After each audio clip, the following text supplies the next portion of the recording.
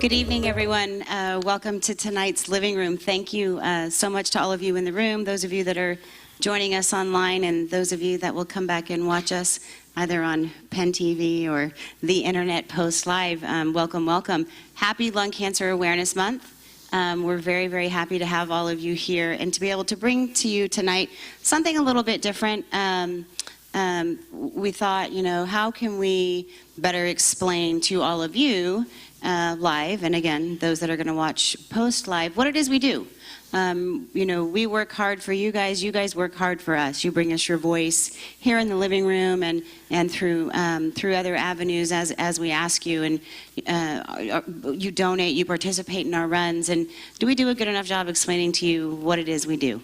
So tonight is going to be us talking about the foundation of our foundation, and we're really, really excited to do that. Not everyone could be here from the foundation, so I think Rocky was going to put up a PowerPoint slide to show you who it is that's doing what we're doing and helping to get it all done. There's about 20 of us between both organizations, and we're going to talk about both of them and what each of them do independent and together.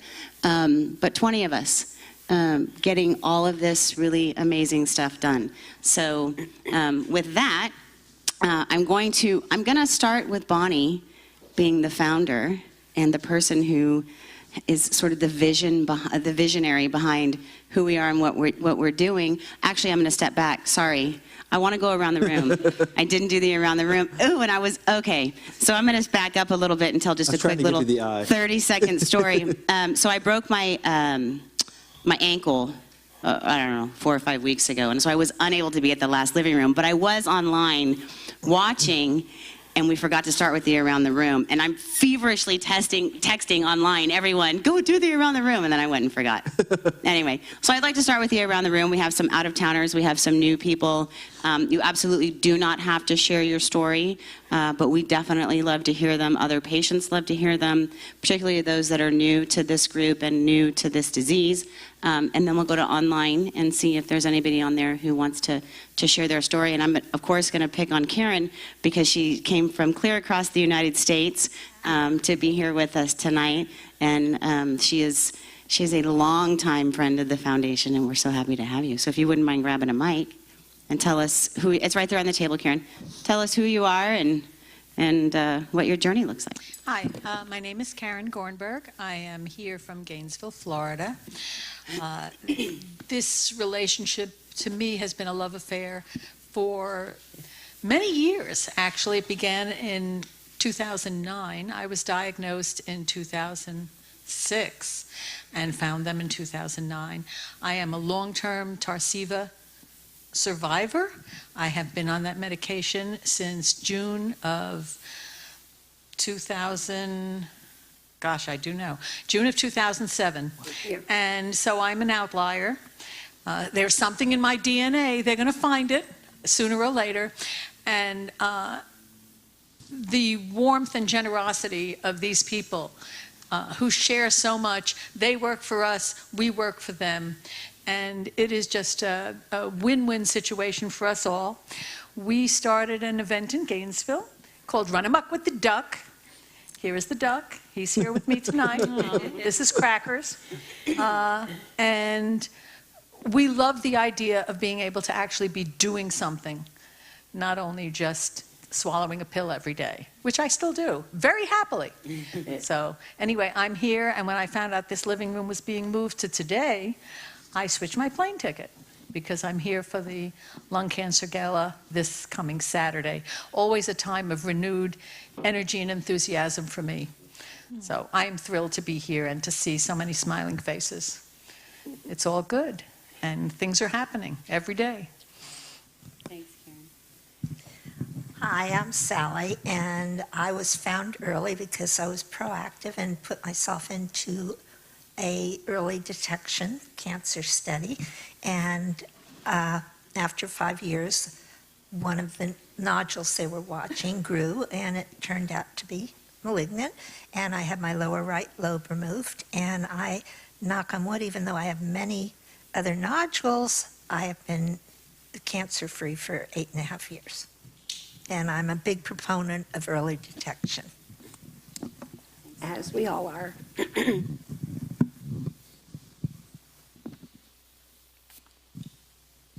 Hi, I'm Robin Suzuki. I'm new to the meetings, and I'm here because I have had loved ones touched by lung cancer. So I'm excited to learn as much about the foundation as possible.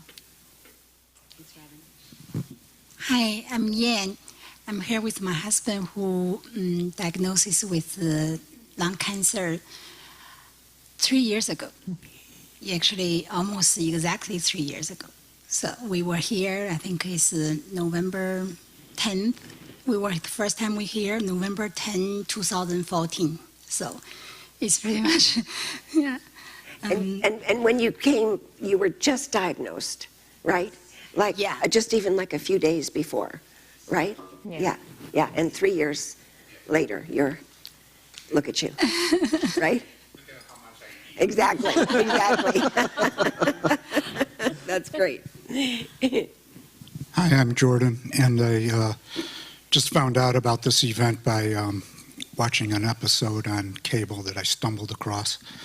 And I was diagnosed last January, and I didn't have any operations or radiation, but I had chemo, which I responded to fairly well. And now I've been on Tarceva for about 2 months, and it seems to be working, but I'm due for a CAT scan, and I guess we'll take it from there.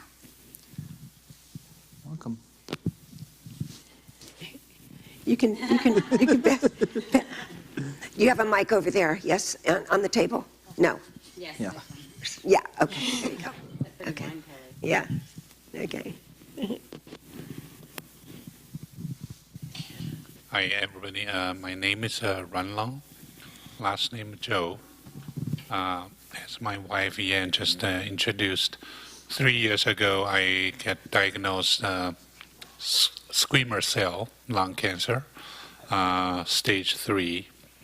So I went through a lot of tough time in the treatment and everything.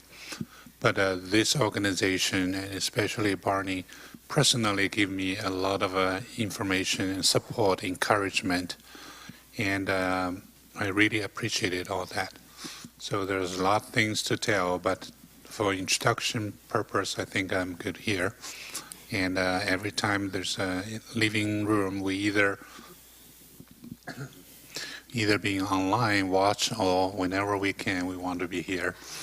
The traffic is not very friendly, but we try to be here, see people that we really feel appreciated to be in person here.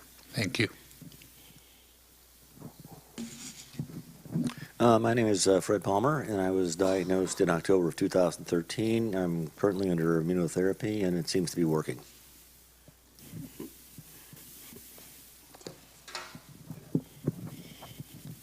I'm Dave Carlin, and I was diagnosed EGFR in March of this year.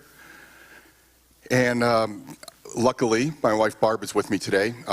She found the foundation like a day or two later through connections at a dog park, if you can believe it. And so I was here and meeting Michelle, and within less than a week, and in my first living room just a couple weeks later. So I want to say, first off, thanks so much for the award that I received at the San Francisco Walk, which is on the table. I brought it to share, the Spirit of Hope Award, because the hope goes both ways. So the hope that maybe I provide comes back to me in spades from all of you. To have Karen here is just a joy. She was here, she happened to be here, I'm not sure how often she comes, I'm being from Florida, but she happened to be here that first time I came. It's all about you, Dave. She knew you were coming. She knew. So she got on the plane and flew right. You know, she had a 1 week warning. But to see somebody who was going to be on the drug that I was going to be on, living 10 years later, totally changed my outlook on how I dealt with this in the first 30 days. So, Karen, thank you. You are a spirit. And all the others in the stories and the people I've met so far just since March have been just truly amazing. But something happened to me 2 weeks ago today that I wanted to share. And maybe you've got some feedback or some ideas or some thoughts. And anyway, I feel great. But 2 weeks ago, I got in my car. It's about 11 o'clock in the morning. I was getting ready to run a few errands. Barb was off far away with our dog somewhere. And all of a sudden, something kind of came over me, a feeling. And I tried to talk, and I couldn't. And I tried again, and out came gubba gubba. So I thought, okay, is this a stroke? Is this epilepsy? Is this, what's happening? But everything else feels okay. So you start to panic a little bit. And then I realized I need to get to the ER probably before this gets worse, if it's going to get worse. So I got out of the car, walked fine, over to my neighbor's house. We live on a hill, so I go up their stairs, knock on the door. Nobody home, down the stairs. I'm walking fine. I feel fine. I just can't speak. I see another neighbor walking out to their car, and I walk over to him, and he knows I have lung cancer, so he thinks I'm winded from going up and down my neighbor's stairway. But I can't talk. But after about 1 or 2 minutes, I'm able to get out one word, and I just say the one word I figure will get me to the ER, stroke. So he's about 25, this kid, and he actually works for PAMF, and I'm a PAMF patient. So he gets me over to Sequoia, and they get me in there, and within a couple minutes of driving along El Camino, I'm already getting a word back, you know, a couple of words, a short sentence. By the time I check in, I'm fine to tell them what I have going on. And they do an EKG, and they did an MRI and all kinds of things, and 3 hours later, Barb and I were having lunch, you know, somewhere in San Carlos. So it was a very strange seizure, which is probably what it was. And when I was diagnosed with lung cancer, I had metastases in the brain, 6 lesions, which they treated with SRS. And one of those has, months later now, because this was back in April, March or April, I've got some swelling. And so the swelling is pressing on my frontal lobe, which controls speech. And so for a couple of minutes, maybe 5 minutes, it kind of short-circuited. So I don't know if any of you have had anything like this. We had sent just a quick email into Michelle. She didn't, you know, really know what she was going to ask around, but it was kind of an unusual thing. So they've got me on an anti-swelling drug for the brain, kind of like prednisone, but and they're starting to actually taper that off. I'm going through a barrage of tests to make sure there were no other stroke issues, which don't seem to be. I've had an echocardiogram. I had the Holter monitor, no AFib. All my ventricles are good in the heart, and I have an EEG scheduled in about 10 days. So, and I have had no other seizures, and it was a seizure because I had a loss there of something in the brain, but there's been nothing else, and I feel completely fine. And hopefully, you know, we get the swelling under control, and they've got me on an anti-seizure medicine, plus I've got like the magic pill in case I really go down and have a major seizure. You know, I've got one of those on me. But otherwise, that's what's new with me. You know what, Dave? Just you sharing that story, which is, you know, so important, and it's really the reason why we have this living room. And you just made it very important to people here and people online. If and when they experience something like that, they're going to know exactly what to do, and they're going to be just a little bit less terrified. Well, I hope so. They're seeing what you did and what the outcome is. It's this experience. It's these shared experiences. When the first time I came 7 months ago, I realized that trying to guess the future was ridiculous and impossible. Everybody has completely different, unique experiences, and so just be ready for the unexpected. And when you get to it, then deal with it. Yeah. And your medical team and your support groups are all behind you. Yeah. And to think about all the what ifs, you'll drive yourself crazy.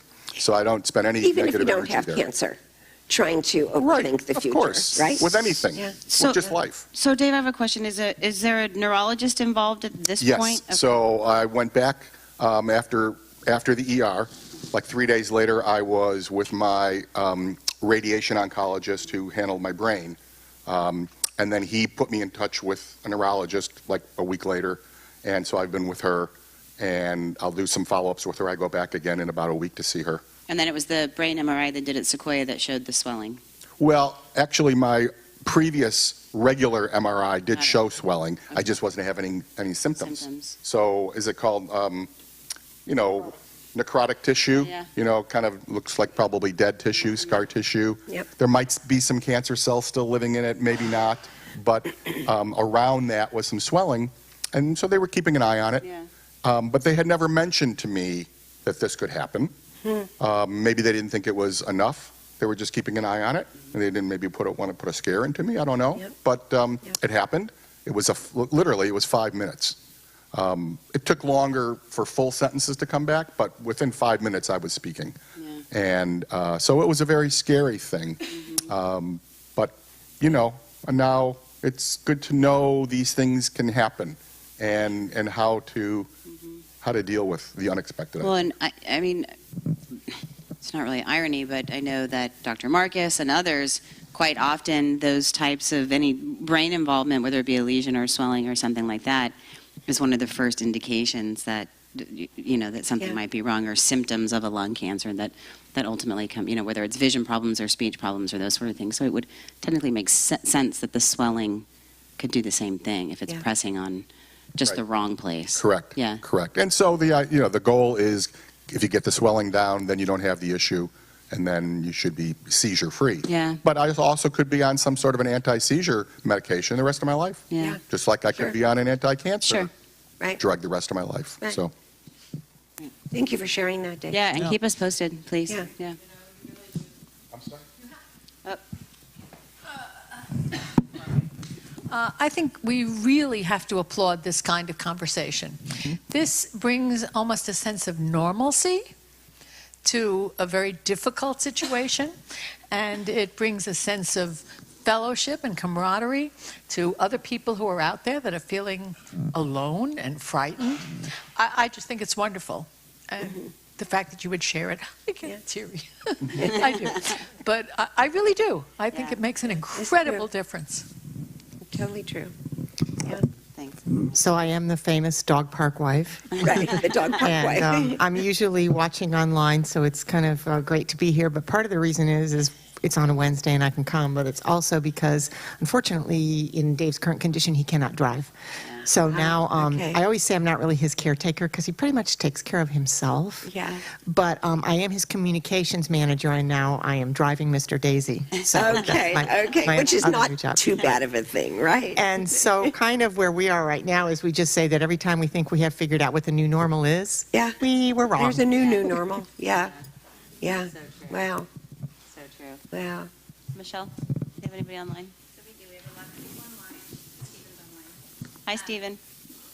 And then Peggy has been watching and not signing in for the US, but she signed in and she's from Punta Gorda, Florida. She's Ross one.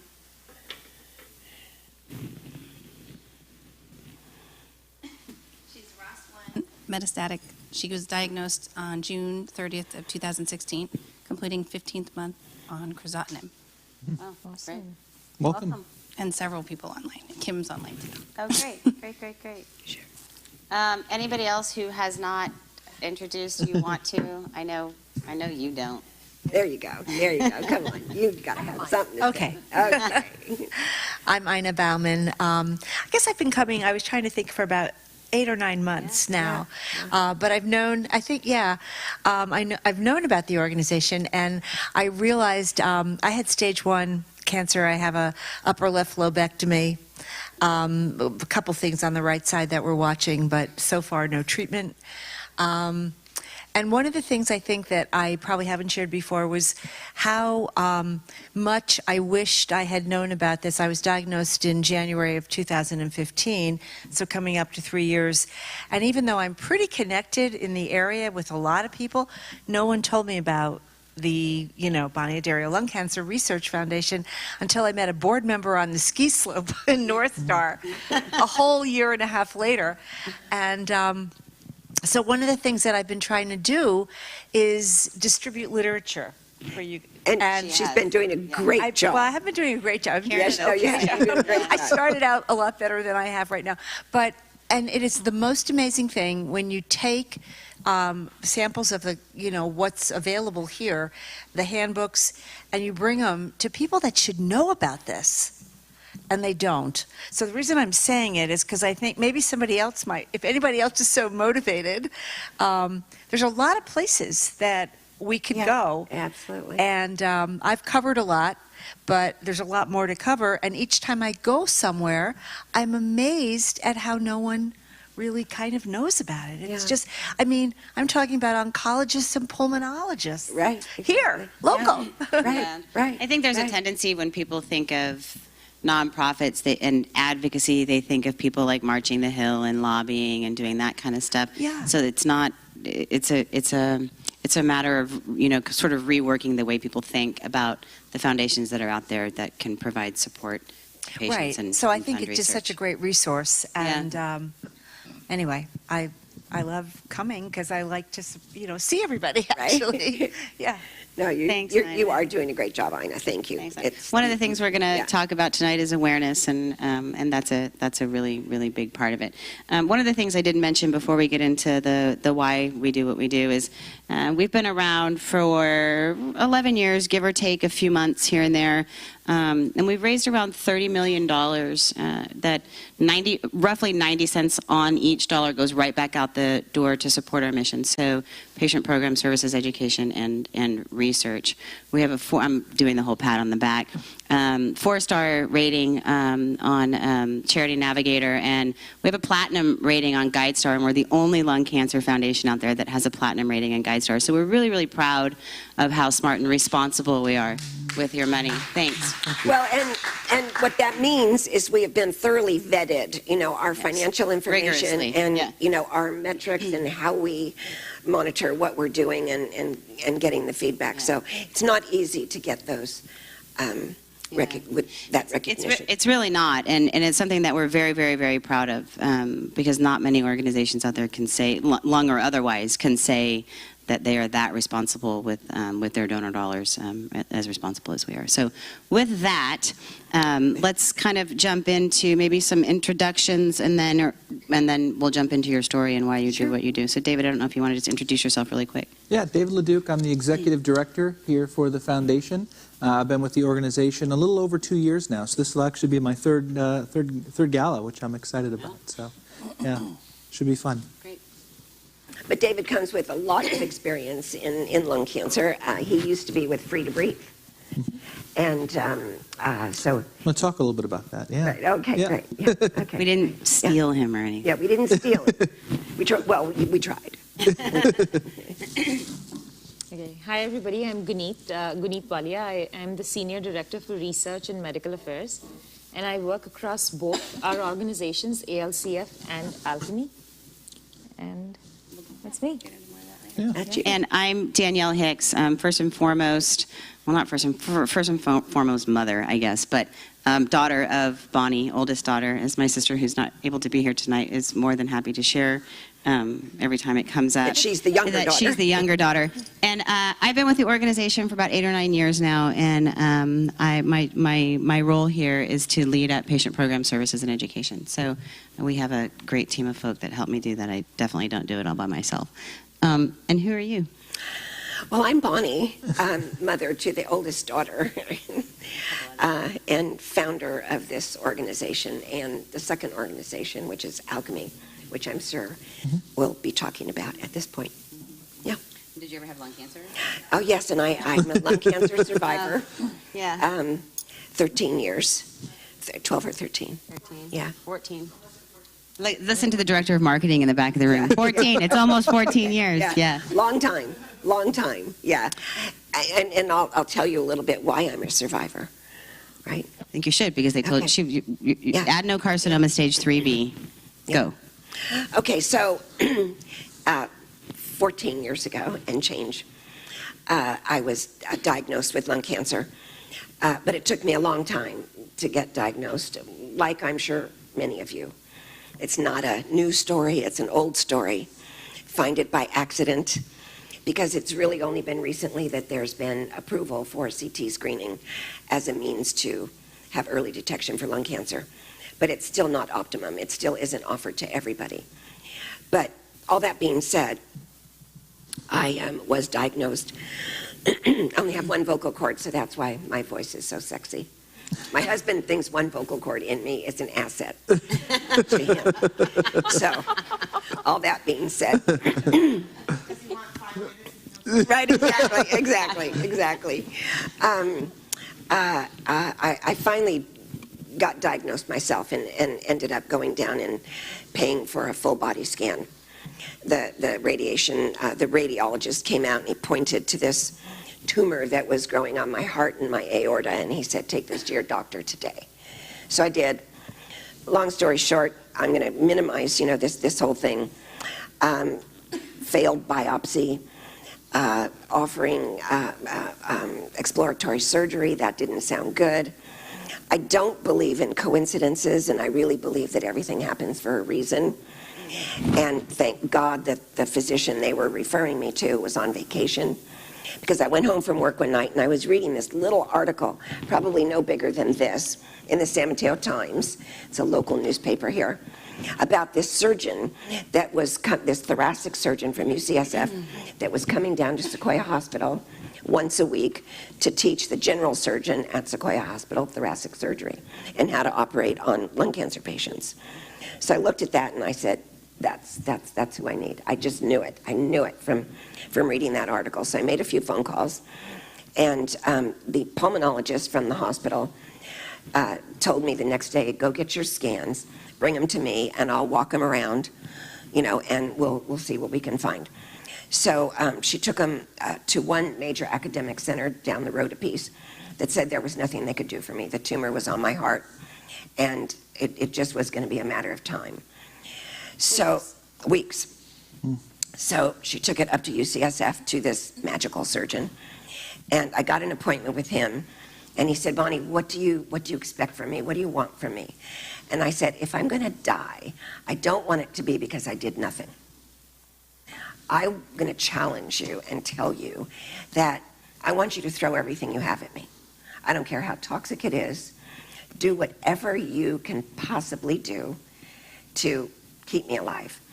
So he said, okay. He said, this can be a challenge. He said, but here's what I have to offer. We'll do, lots of chemotherapy and lots of radiation all concurrently at the same time.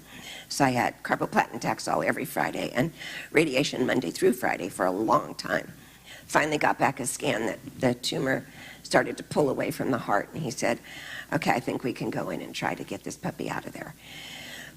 So after a really long surgery, multiple, like 14 hours, vascular surgeon, heart surgeon, and thoracic surgeon.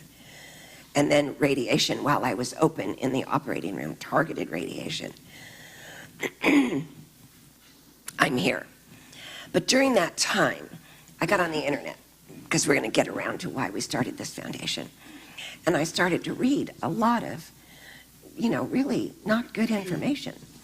And none of it was encouraging, none of it was inspiring, none of it was, and you all have to remember, and I highly advise that you don't get on the internet, because once information gets on the internet, it never goes away. So there was a lot of information on the internet that was 20 years old and 30 years old, and none of it was good. So then I discovered that the survival rate for the top 3 other cancers, breast, colon, and prostate cancer, were in the 80 percentile and 90 percentile, especially if caught early. And I thought, why is lung cancer 15%? Because it was only 15% when I was diagnosed. So then I discovered there was a stigma about lung cancer, that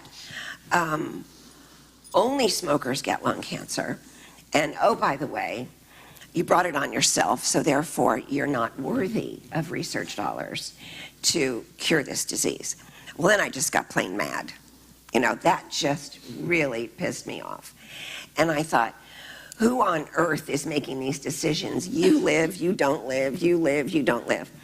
So I made a promise to myself when I was in the Barco Lounger getting chemotherapy, that if I made it through the knothole, I would do something about the injustice in lung cancer. The fact that there was very little funding for research and very little. In 1971, Richard Nixon declared war on cancer.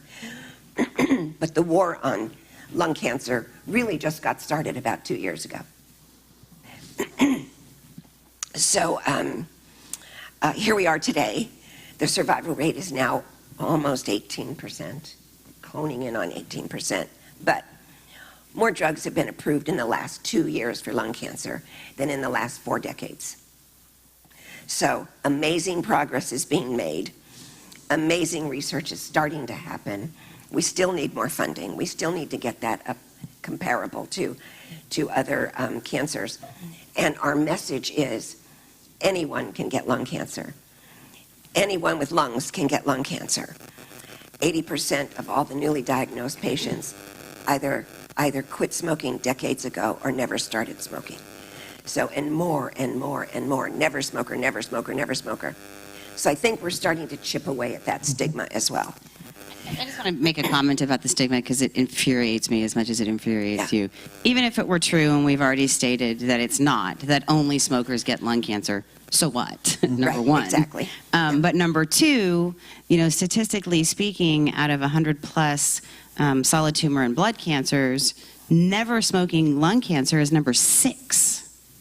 So even in the folks who should not be stigmatized for any reason whatsoever, even though nobody should be, it's the 6th largest cancer killer. It just makes 0 sense. Yeah. But lung cancer is not the only disease that has had stigmas. Sure. You know, diabetes. You know, I'm going to ask you all a question. What do you think the number 1 disease is that is related to smoking and tobacco? Heart disease, number 1. Number 2, vascular disease, and 31 cancers are associated with tobacco products. That is published in the New England Journal of Medicine. You can look it up and you can see it. So, but there have been other, AIDS. Look at what happened with AIDS. Because people pulled together and they marched on Washington and they said, no more, no more. But it took little Ryan White, when he was 12 or 14, to be diagnosed with AIDS, and that's when they realized that you could get it through a blood transfusion and other ways. So, you know, those things are happening as well. We just recently did a big event in Washington, D.C. last week, and that was David went out to speak there. Things are happening. So there's nothing but going this way now. We are on the way to be up to where all of those other cancers are, and I'm really thinking very positive about those things these days. But that's really what started all of this, for us to do this. Agreed.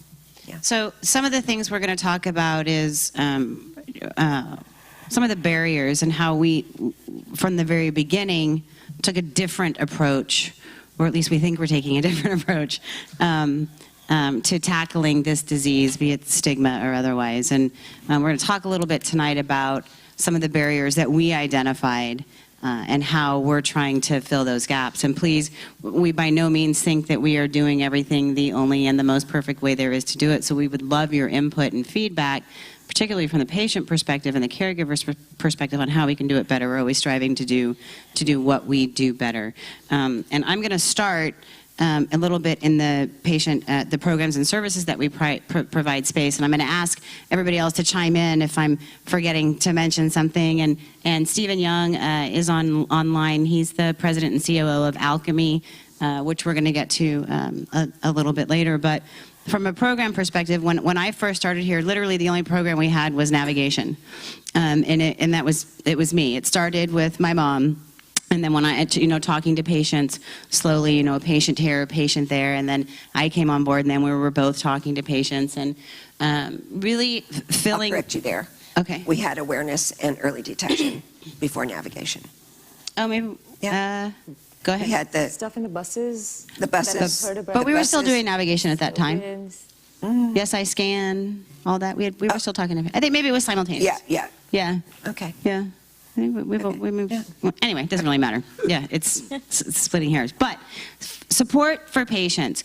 Quite often when a patient goes to their physician, they're in and out, right? If they have any time with anyone at all, it's with their nurses, or hopefully their nurse navigators if they're in a comprehensive lung program. But really helping to fill those gaps. Quite often when patients are there, they aren't thinking of the questions they want to ask. It's only when they get in the cars and they're driving home they think, oh man, I wish I'd have asked my physician. And of course, nobody wants to bother their physician until their next appointment. We provide that sort of help with answering questions, helping with questions to ask your doctor at your next appointment. We help facilitate second opinions with physicians around the world who are experts in lung cancer.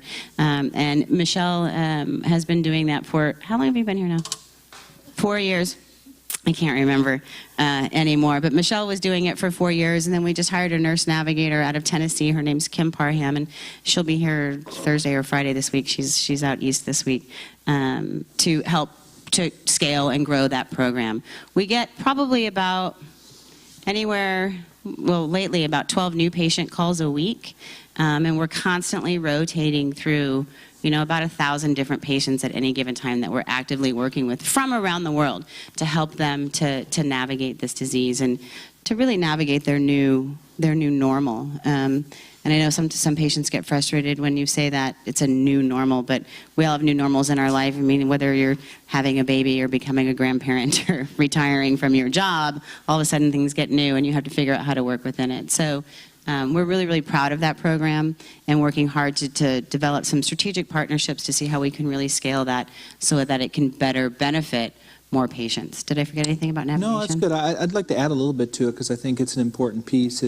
Danielle mentioned that her and Bonnie and Michelle and now Kim are the ones who predominantly have been taking those calls and working with patients over the years. But the truth of the matter is I've seen just about every person in the foundation work with patients in some way, shape, or form.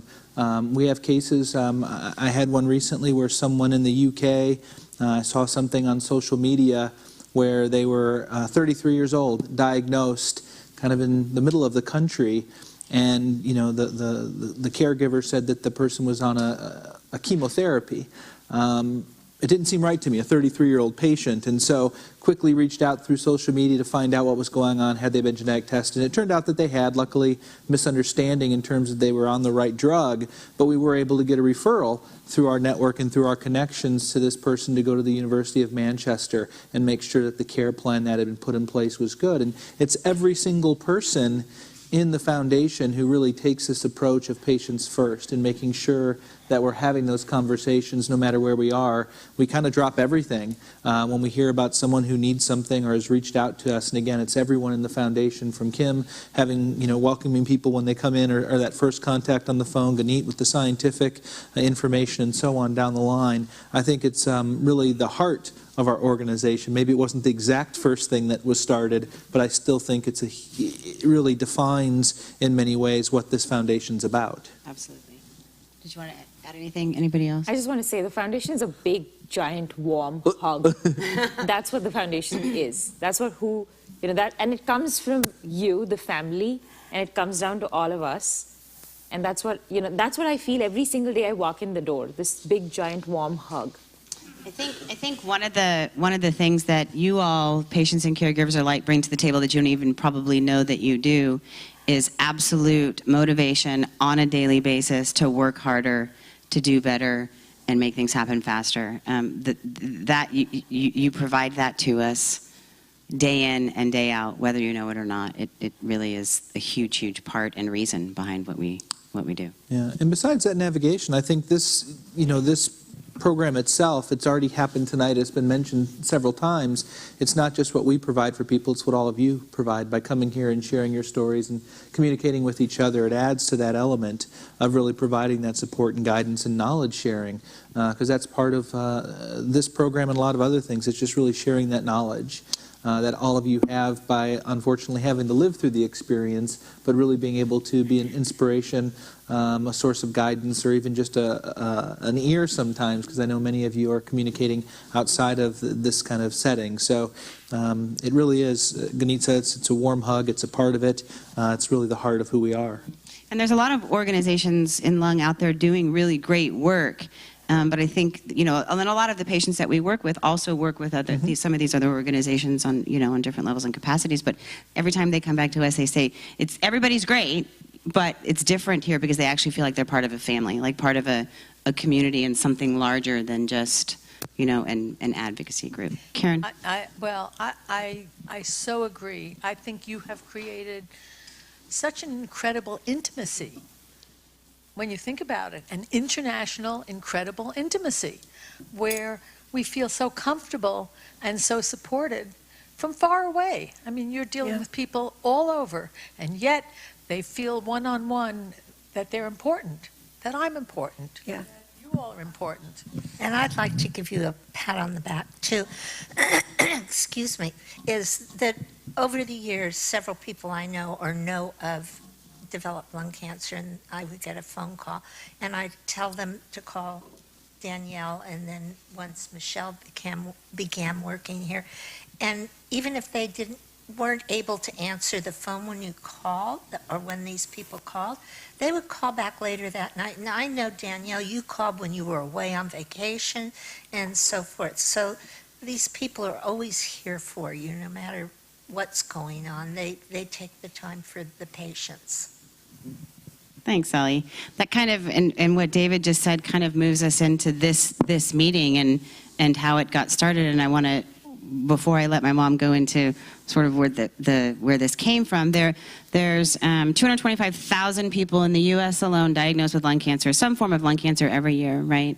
There are less than 100 lung cancer specific support groups in this country for those 225,000 people. So there's a barrier, right? And so how can we identify that barrier and fill that gap, which is what kind of brought us into sort of the evolution of live streaming. But before we do that, I want you, please, to tell the story about how we were like, somebody's got to do this better. A long time ago, probably 6 years ago now, I was asked to go to an academic facility and talk to their support group. And I was honored, and I said, sure, I'll go. So I walked down there, and I walk in this room, and it's a small gray room with no windows, and a gray folding table and gray folding chairs. And gray walls and gray people. And gray people. And I thought, there's no one living in this room. There's no hope in this room. I couldn't feel it. I just felt a chill. And I was able to talk to everybody. I asked them all one question. I said, how many of you are working with a pulmonologist? Because your oncologist takes care of your cancer, your surgeon takes care of the surgery, but a pulmonologist is going to take care of your lungs. 2 of them raised their hands. I said, I want you all to promise me before you go home tonight, you will make an appointment with a pulmonologist. And if you don't have an appointment with a pulmonologist, do it. Because they with all the different symptoms that you have along the way, based on your cancer, you're going to have lung issues, you're going to have breathing issues, you're going to have, somewhere along the way, probably some pneumonia and different things like that. Your pulmonologist is going to keep your lungs as healthy as possible during your treatment. So anyway, I came back to the team, and it was a much smaller team then. I think it was, yeah. And I said, you guys are going to kill me, but we're going to start a support group. So we did, and we call it the living room, hence the reason for the name, the living room. We were going to have a place where people could gather and feel life and feel hope. So we did, and it got so big. People were literally standing outside, and we thought, you're trying to say something. I am. I just want to step back a little bit before you go to where we've gotten today. So you came home we're back from this meeting, this is what we're going to do, and it was right around the time that World Lung was in San Francisco, and we had our San Francisco 5K, and we started talking to patients at the 5K, like, what do you think about this idea, right? And my point here is that how we always kind of bring it back to the patients and what do they want. And I think the first living room, we had like 4 or 5 people in this room, and no cameras, no nothing, it was just us, and we basically said, okay, tell us what you want, and we'll build it. What are your needs? What are you looking for, right, in this type of a support group? And that was sort of where we started very small even before we had speakers. Yeah. So. Yeah, and that was before we had speakers. And then we decided to invite a speaker every month to our living room. And we don't have one here tonight because it's a different living room, but we have an oncologist, we have surgeons come in, we have pulmonologists come in, thought leaders from around the world to explain everything and anything about lung cancer, research, whatever.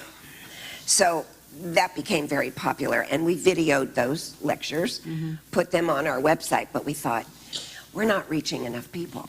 We're just reaching some local people, which is great, but with the number Danielle just gave you a few minutes ago about how many support groups for lung cancer there actually are in the entire United States, it's like, we need to do more.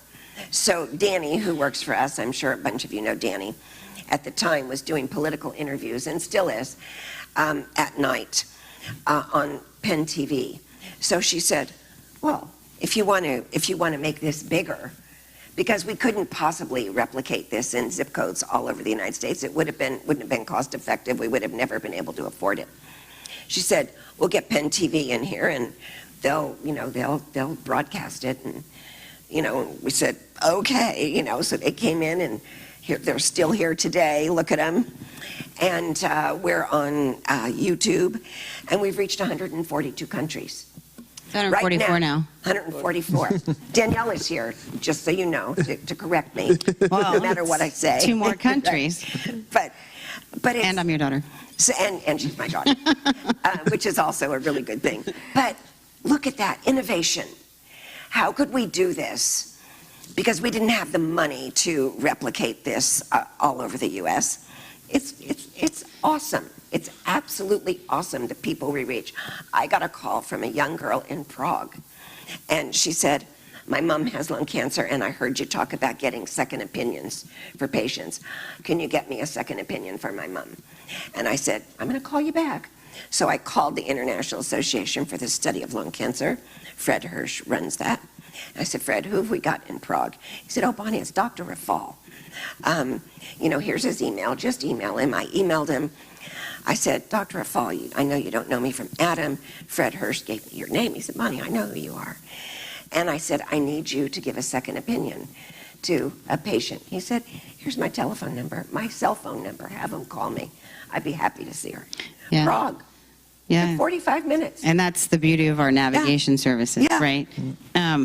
But the living room, one of the things I think, another accessibility, because we know when you spoke about the key opinion leaders from across the disciplines that come in and talk about different aspects of the disease, most patients don't have access to those physicians, and primarily from the academic centers, if I didn't already say that. And for 2 hours live every night in this room and online, each and every patient has access to these doctors to ask them your personal questions, right? Regardless of whether or not, because I've had patients say, oh, I don't want to make it be all about me. Well, it's not just all about you. I mean, Dave just asked a question that pertains to someone else, and we're not going to know that unless it's put out there, in this world. So it really provides access to these key opinion leaders that you wouldn't otherwise have.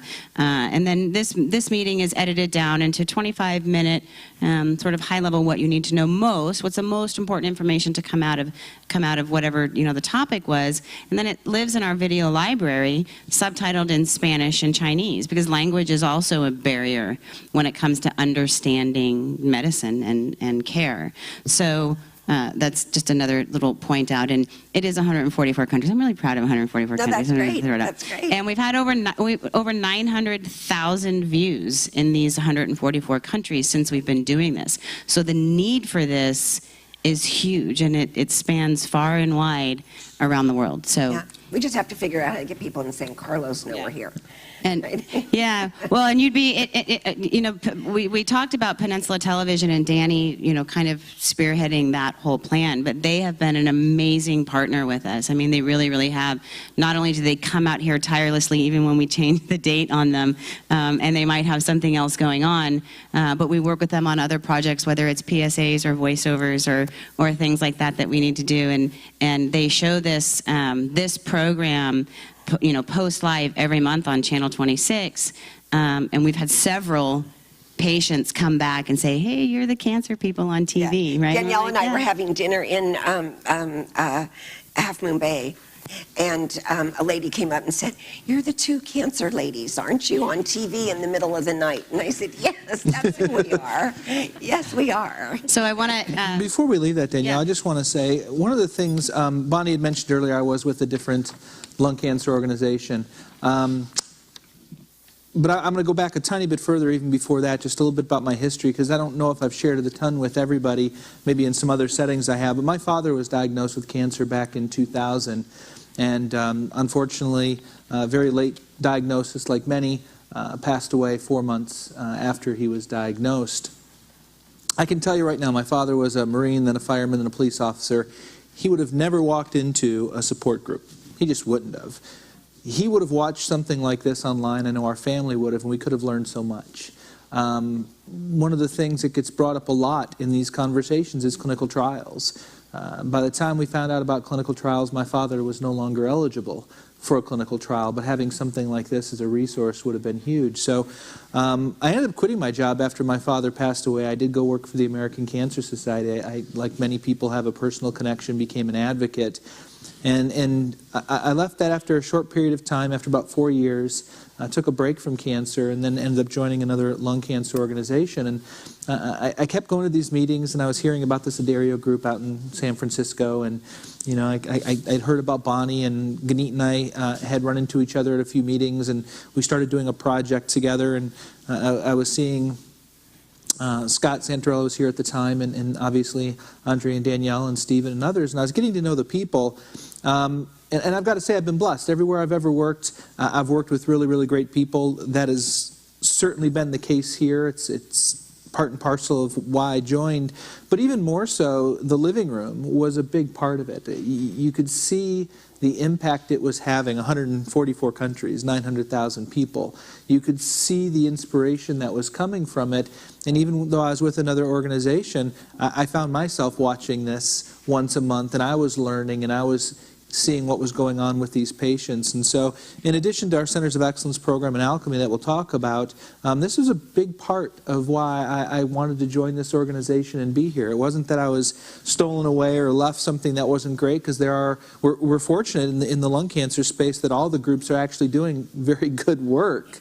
But there was something different about this program, these people, the innovation, taking something that seemed like an intractable problem of not being able to have support groups and coming up with a solution of, well, why don't we just put it out there online? It was that type of thinking that was really attracted me to coming here. And I can say that certainly nothing has changed. As a matter of fact, we're going a little bit even crazier, and we'll talk more about that later on. But this program is just so important. Thanks, David.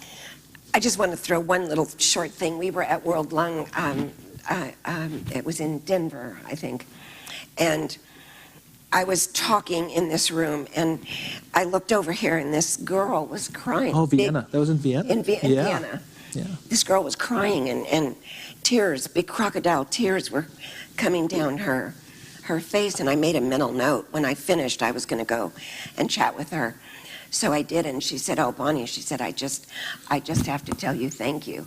And I said, well, what for? And she said, that 2 days after I was diagnosed, I was so overwhelmed, and I was in bed, and I found out about the living room, and I dialed in, and it made me so hopeful.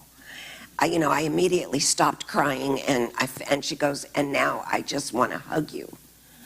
Because I'm sure she's probably online now. And in fact, our frame that Kim made for Lung Cancer Awareness Month, all of our Aussie friends in Australia have their Facebooks framed with our foundation on it. Which is great. And here we are in San Carlos. So it's awesome. Yeah. So I'm going to kind of not rush through the next couple, but I want to make sure that we have time to talk about research and sort of where we're going. But one of the things that mirrors the living room is our patient education handbook. So Navigating Lung Cancer 360 Degrees of Hope is an A to Z, what you need to know most. And For those of you who may not be aware, other than the fact that it's also available in Chinese and Spanish, it's digital print. So, you mentioned how many drugs have been, approved over the last couple of years and how fast and furiously the landscape of lung cancer and treatment for lung cancer is changing. As that happens, we're able to upload that into the, let's create space, you don't need to know that, but we're able to upload that information right away so that the very next book that goes out the door, it has current and relevant information. And this was, the gap identified here was actually at World Lung in Amsterdam, when I was running around feverishly trying to find good quality, comprehensive education materials to bring back here to hand out to our patients, and they just didn't exist. They either weren't comprehensive or they were published, 5, 6, 7, 10 years ago and completely irrelevant. So we thought, how can we do this better? And that was when we decided to partner with and go with Amazon in this digital print option so that we could ensure that each and every book that goes out the door is the most current and most relevant book. Everything that is in that book are the same things that we invite key opinion leaders to come in and talk about in this living room. So they actually do mirror one another very well. The next thing I want to talk about is our patient registry, and I know several of you have participated in the registry, and Sandra Shaw recently joined our foundation a couple months ago now. August. It was August, to spearhead that. Sandra comes from a very, very long history of working in industry for a pharmaceutical company, and we had the pleasure of working with her for the last 10, 11 years or so from a fundraising perspective, and we couldn't be more thrilled to have her on board to spearhead our patient registry. She sent over, because she's the director of the registry, so I had her send over, because I wanted you guys to kind of hear in the words of the people who are running these programs. She said, empowered patients are part of the solution. They are able to provide their data to help researchers better understand the disease and develop better treatments. They can be a part of the lung cancer community and see what their disease looks like compared to other patients in the registry as soon as they become a member. And then from an education perspective, with patient consent, ALCF is able to disseminate relevant information directly to the patients, and soon to be launched the clinical trial matching service. So it really is taking all of your information, trying to find, commonalities, what's the same that nobody's tracking all in one place, what is this potential for this N of 1 stuff, for what Dave was talking about. If Dave's not telling somebody and we're not putting that somewhere, how do we know, that there's not somebody else out there with the same problem that we can then go look at? So the registry is a great place for us to be able to do that. Karen? I have a real question about that, and actually, I actually bought a stack of stuff with me tonight. When you say patient registry, what do you want? You can't take the discs. You can't take copies of the disc. So I have many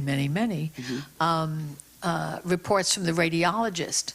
What is it that you're looking for people? If you would tell people what exactly you're asking for. That's a great question. So the registry, the baseline survey as it sits right now, begins with, general demographic information, who you are, so on and so forth. We start with what your symptoms were, how long it took you to get diagnosed, were you diagnosed with something else prior to lung cancer, how long were you treated for that, once you were diagnosed, what type, all of that sort of thing. Then we can take up to 6 different lines of therapy, right? Bringing you to where you are now, what treatments you've been on, so on and so forth, molecular, markers you may have tested positive for, that sort of thing. And then we're able to follow you longitudinally. Right now, there is the ability for you to be able to upload right into your profile any and all records you want. So if you wanted to house your pathology or your CT scans, that sort of thing, you can pop it up into your medical records section and download it there yourself. Coming soon is going to be the ability for us to actually attach to those who opt in for this to electronic health records, so that as research becomes relevant, we can go right into your health records and pull information relevant to whatever the study may or may not be. Does that help to answer your question? I have many paper You're asking I have if you many, can many. upload the paper. I have many, electronic. many. It's just lucky me. I do have many, many scan results. And here's what we don't want you to do. We don't want you to upload 10 years of medical Well, that's- history. that's what I'm saying. what we're not necessarily interested in is what could potentially be construed as noise. So as research studies become relevant, based on some search and you opting in to participate in potential research studies, based on what the protocols of those studies may look like, we will then go back to you and say this is what we need, either through your direct upload or through access through your electronic health record. And it can also potentially, Karen, be used, say suppose if there's a study that's looking at super responders like you, right? If somebody wants to do a study on super responders to Tarceva, what is their genetic composition? Why do you respond so beautifully well to Tarceva? At that point, probably we might want you to go back and, share everything. But that's going to be very study specific, very, specific to the question that needs to be addressed. And it's good to have, information on the fact that you are a super responder, which will come through the baseline survey that you answered. So when, say suppose 2 months from now, we have somebody who wants to do that study, we can easily go back, reference the baseline survey, and pick the patient specifically who'd be best suited to participate in the study. I thought that you had mentioned that there was somebody doing like an EGFR study, that there was somebody here who was at the last living room that was particularly gathering the EGFR patients to do. So it's a little different than the super responders, Yeah, right? no, that was separate. That was inherent. Yeah. Yeah, so that was a study that we're running through Alchemy that probably will be brought up later, that is looking at people who have T790M resistance, and they were looking at family histories with those folks, and then doing cheek swabs and checking for germline mutations to see if they could identify risk factors for EGFR. That's separate from the study, although we're going to be finding patients for that study using the registry. So people who are EGFR, one of the questions we do ask is, do you have a family member with a history of lung cancer or in there? And then we have a follow-on questionnaire that'll help identify patients to go into that study. So it's a combination of our baseline that's really to what Danielle was alluding to. It's more of an informative survey, right? It's starting to figure out where these groups of people are, what's going on. Ganit's point is very well taken then, that what will happen is based on the trends that maybe we're seeing or what's going on in the research field, we'll build really specific studies as follow-up, and then we'll go back to those patient groups and say, here's what we need from you, here's some more questions. A great example is we already have almost 40 people in the registry right now who are on immunotherapy, and we now have 2 researchers we're working with who are putting together a patient-reported outcome survey or study for patients on immunotherapy. Very specific, and so we'll go back to those patients now and say, here's more information that we need from you. So it's that informative survey. There may be an opportunity to start uploading documents pertinent to what the researchers are looking for, but this registry is a great place for us to start just identifying those trends. I would love to do something on the super responders, and we can go in and query the database and say, okay, who do we have who's been on the same targeted therapy for 5+ years? All right, let's go back and find out what's going on with those folks. And you can also see what other people with your same mutation status are doing. And, look at it in a graph and say there's, 42 EGFR patients and they're on various different therapies and so on and so forth. So it helps you, have a conversation with your physician about, well, I see a lot of the EGFR patients are on blah, blah, blah. Is that an option for me? This could be a 3-hour living room. I know, it could be. I know. Go ahead, Sally. Yeah. Well, you mentioned the electronic medical records, and if people are in more than one system, are you able to access As long the as they're one different? of 2 systems. Yeah, right Pardon now. me? Yeah. Two systems right now, Epic and Cerner. They're trying, our provider's working on that right now. Electronic health records are a challenge because even though they may be on Epic and Cerner, every hospital system modifies it greatly to fit their needs. That's been the big challenge for making this work the way we would really like it to. And it's not just our provider, that's across the spectrum that everybody is having these challenges. It's everywhere. Even the providers struggle with it. I'm going to say it's very similar to Microsoft, and if somebody's sending you an Excel spreadsheet from the newest Microsoft, and you've got version 10 ago, you're not going to be able to upload it. I mean, it's a problem for, it's a technology problem. But the bottom line, having a patient-driven registry is really a beautiful thing because, a lot of the academic centers and others are creating registries as well, but they don't talk to each other and they don't share. Our registry is going to be an open book to help accelerate research and do more innovative research projects so we can get really specific, like a great responder like you are, or resistors, people that are only taking the drug for 3 or 4 months and it stops working. Various different things to really customize research, smaller research projects where we get a lot more information. Yeah, I think that's a really good point about the open source shared, resource. And also, it's different than other typical registries because of the ability to follow patients longitudinally. In other words, it's not just a point-in-time piece of information that I need for one project, right? We're able to come back and filter and reuse. Because what happens in the ones in the academic centers and others, if the patient moves to another city or another state or whatever, their information moves with them. They don't stay in that registry. So this follows the patient everywhere. So I want to just finish up on a couple of other programming things and talk about events and then move into research because we've got 50 minutes. I know. So access to care is an issue, right? And this is where our Center of Excellence program and some of the research and the awareness that we do comes into play. So our Center of Excellence program, the barrier identified is that 80% of patients are seen in the community setting. Quite often, more often than not, community physicians do not have the luxury that an academic sort of center might have, especially if it's a teaching hospital, to attend disease-specific meetings, right? CME and disease-specific areas. So if I'm a medical oncologist in a community setting, I'm literally treating whatever walks in the door.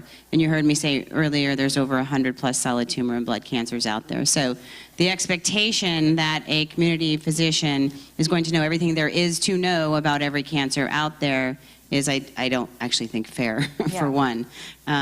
So our Community Hospital Center of Excellence program is really developed and rolled out and executed to try and identify cancer centers around the country that are providing comprehensive multidisciplinary care to their lung cancer patients. So they have an A to Z, starting with screening, running through proper upfront diagnostics, treatments, survivorship, and then help to drive patients within those communities to those centers.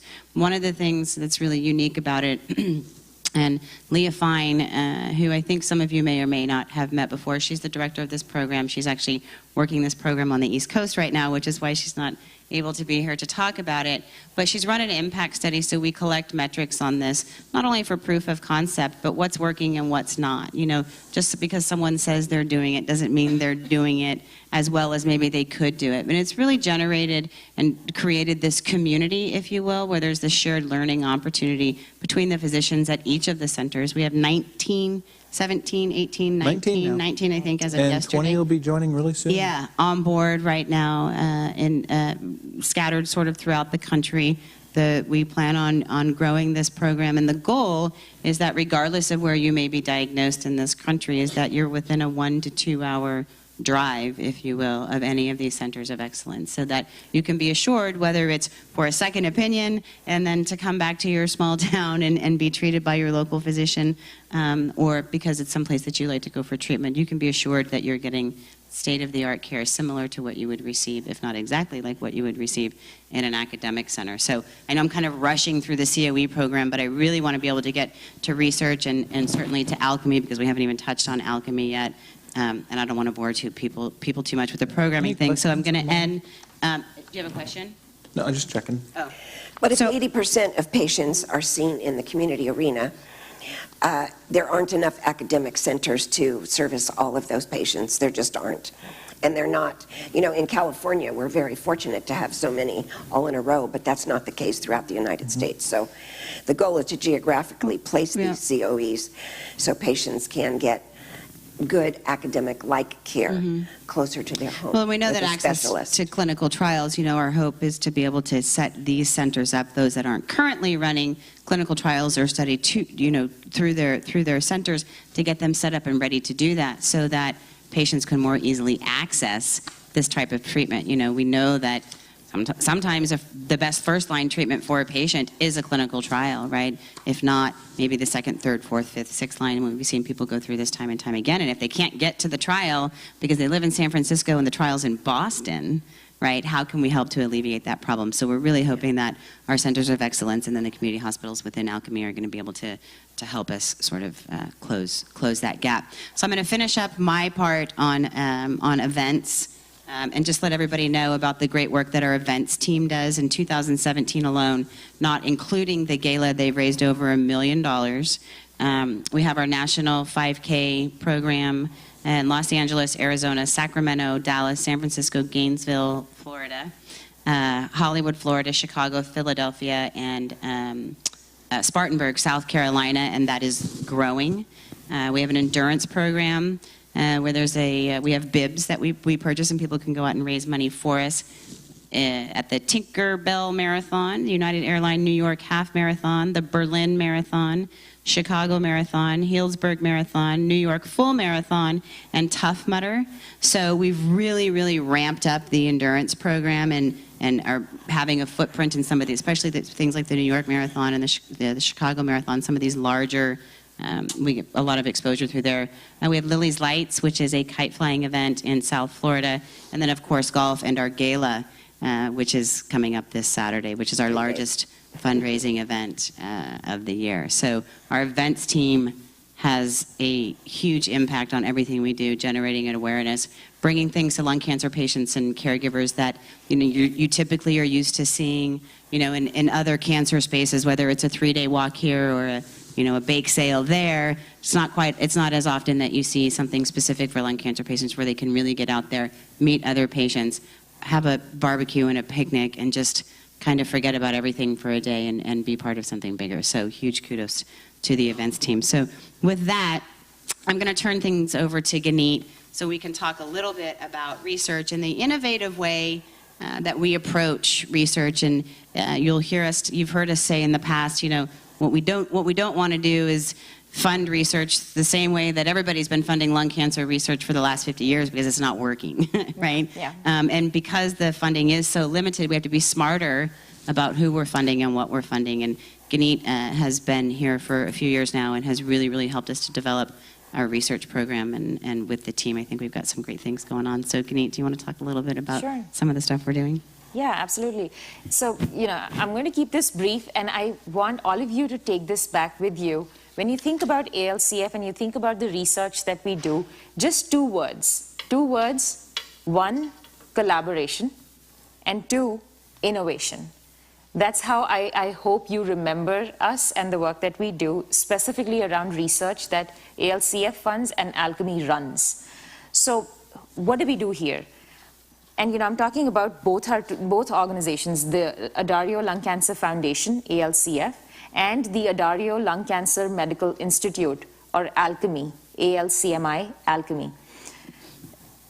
When Bonnie started this, and we've had several discussions around this, the biggest problem that we've seen is that all this exciting, cool research is happening. But all of this research is happening in these individual silos in these bigger academic centers, and they all want to hold it close to their chest because they want, they want to publish it, they want the name and fame with it, and by the time that it translates to the patient, it takes, several years. So we wanted to change that. We wanted to spur collaboration. We wanted people to break these silos, come together, work together, and with the sense of urgency in doing it right now. And Bonnie and the team, before I joined, we've been funding research ever since 2000. Yeah, from the very beginning is when. 2006. Yes, Bonnie. The team's been funding research at UCSF. Basically, actually all over the world since 2006. But we decided, we really need to do something differently so that we can have an impact on patient lives today. Because typically, how a typical nonprofit research program works is they invite applications, they send the money out, the research is happening at a lab, which might not translate into the clinic in the next 5-10 years, right? That is a typical nonprofit research funding paradigm, and I can say this because I've worked in the oncology nonprofit space for a couple of years before I came here. But we decided to change this on its, completely turn it on its head and do something differently. So we decided we will not fund research that is, basic incremental change effecting. We want to do something that has impact on patient lives today. And I'm not saying that basic research isn't important. It is important because it needs to be done, because that's how we'll get to medicines, 20, 30 years from now. But we also want to make impact in the now. And therefore, the research that we run from within the Alchemy Consortium is something that can bring in patients from the community setting, from the academic setting, bridge them together, and have impact on patient lives today, as well as advance research, as well as bring new drugs to patients today, right? Now, I'm going to change focus, shift gears, just talk about the ALCF side of things. We give out individual research grants. We give out research grants to teams of investigators, but all of this is focused on multidisciplinary research setting, in the sense that how do we bring in people who are working in these individual silos? How do we bring them all together to do research together? And one of the examples, I can give you an example of a research grant that we initiated that is, again, very unique, very different. This is something that we call YITA, YITA, or the Young Innovators Team Grants. So what typically happens is when research grants are given out, they're given out to these top academic folks, senior investigators who've been doing this for a very long period of time. They decide, how this money is going to be used. And I'm going to sound very politically incorrect here, but most of the research is actually done by these younger, super enthusiastic investigators who are ambitious, who want to get things done. So we decided, how about we fund these investigators directly, right?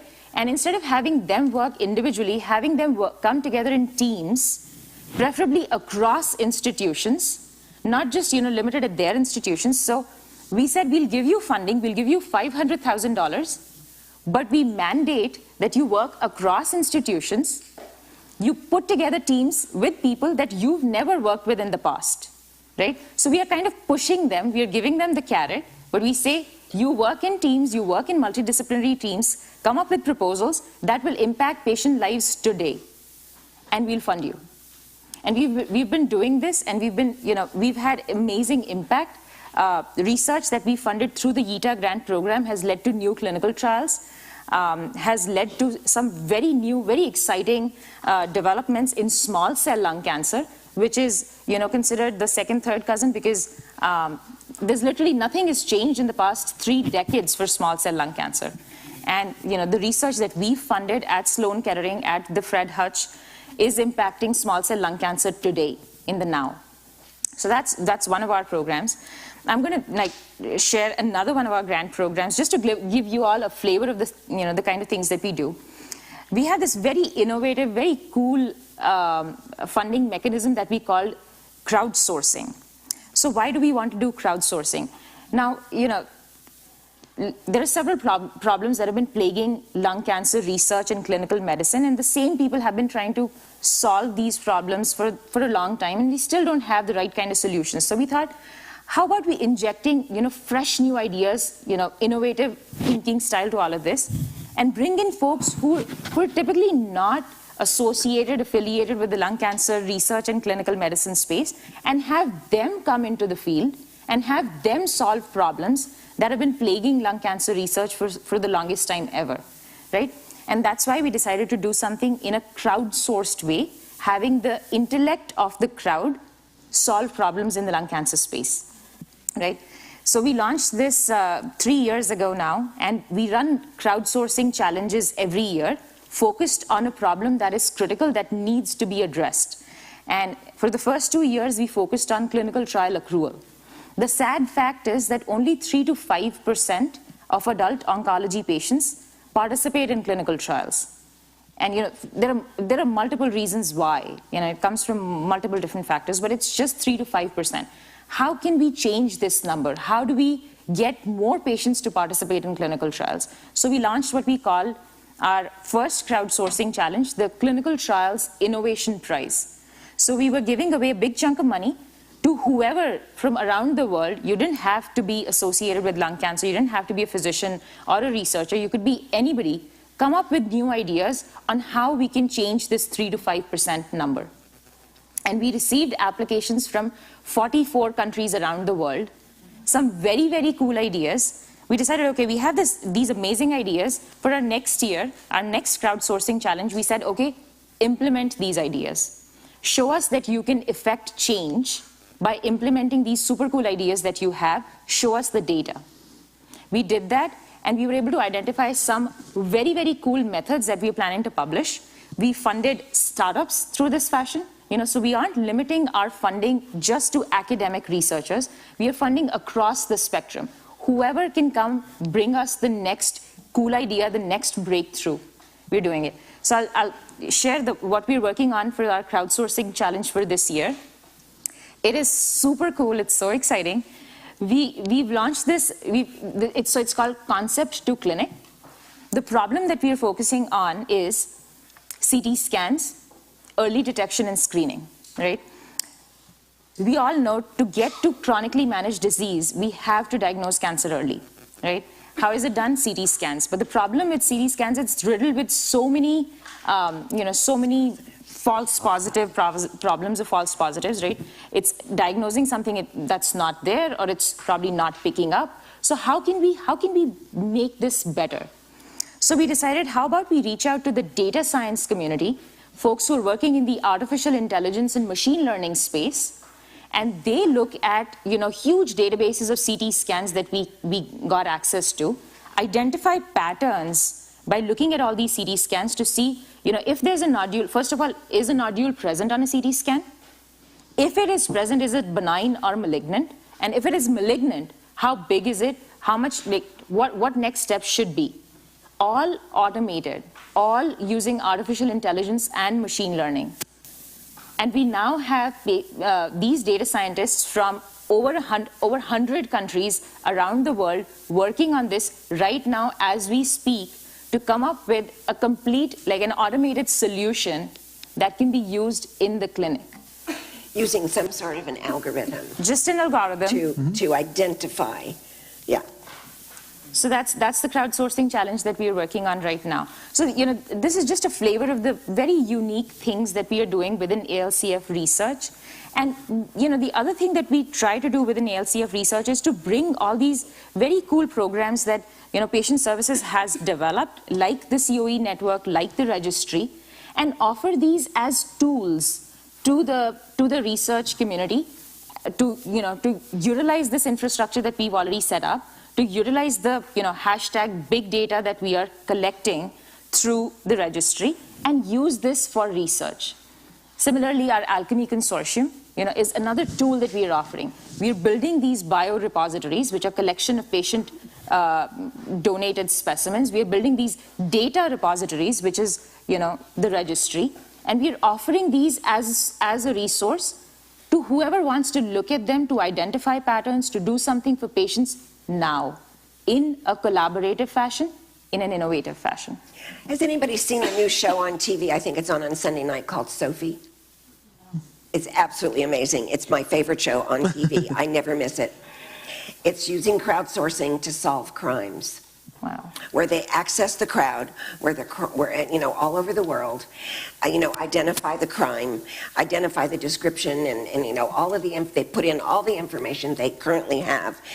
It's amazing. It's absolutely amazing.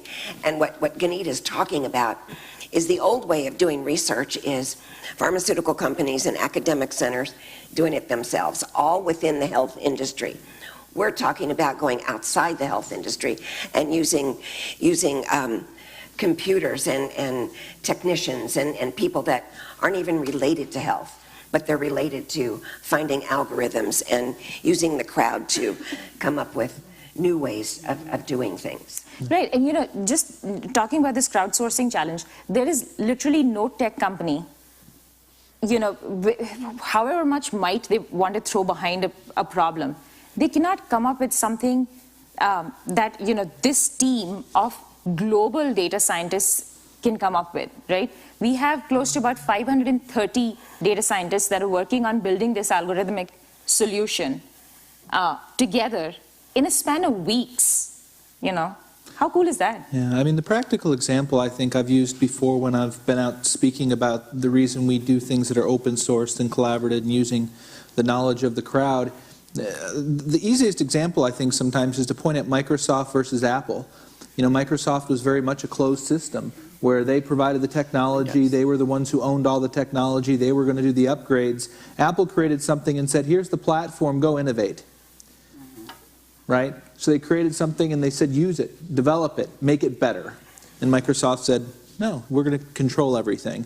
Well, industry in academia is very much that closed model, and what we're saying is, no, let's be Apple, right? Let's open it up. Let's get other people thinking about this. Let's let smart people from outside the industry attack these problems, and I think we're going to come up to a better solution. All the answers don't exist within one silo, and so the more we can break those down and get people communicating, cross-pollinating, the better off we're all going to be. One little quick example. I used to work in the oil industry for 25 years. And, one of the big issues for the last 10 years I worked there was what is going to be the next alternative fuel.